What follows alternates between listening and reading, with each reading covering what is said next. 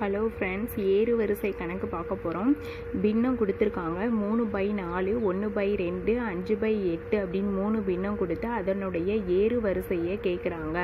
நம்ம என்ன பண்ணணும்னா ஃபஸ்ட்டு இந்த 4, 2, 8க்கு வந்து எல்சிஎம் கண்டுபிடிச்சிக்கிடுவோம். 4, 2, 8க்கு எல்சிஎம் கண்டுபிடிச்சோம்னா ரெண்டாவது வாய்ப்பாட்டில் போட்டோம்னா 1, 4. திரும்ப ரெண்டாவது வாய்ப்பாட்டில் போட்டோம்னா 1, 1, 2. 2 4, 2 8 வந்து எனக்கு எல்சிஎம் கிடைக்குது. அப்போ நம்மளுக்கு கீழே வந்து 8 வர மாதிரி எல்லா பின்னத்தையும் வந்து நம்ம மாற்ற போகிறோம். ஃபஸ்ட்டு வந்து 3/4 இருக்குது, அடுத்து 1/2 இருக்குது, அடுத்து வந்து 5/8 இருக்குது, அடுத்து 5/8 இருக்குது.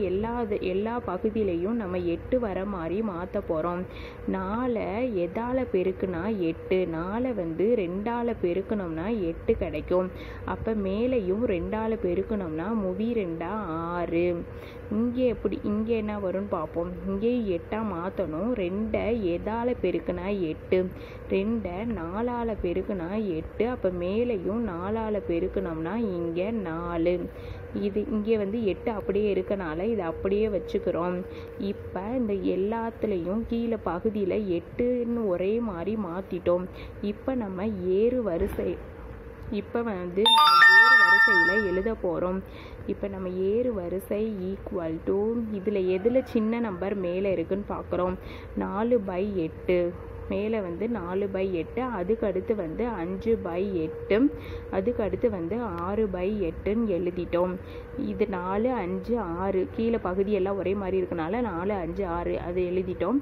இதுக்கு நேராக எந்தெந்த நம்பர் இருக்குன்னு பார்க்குறோம். ஃபஸ்ட்டு 4/8க்கு நேராக வந்து 1/2 இருக்குது, 5/8க்கு நேராக வந்து 5/8 தான் இருக்குது, 6/8க்கு நேராக வந்து 3/2 இருக்குது.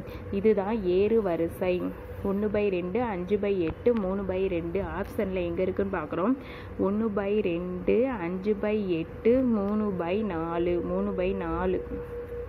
இங்கே 4 தானே இருக்குது, 3/4.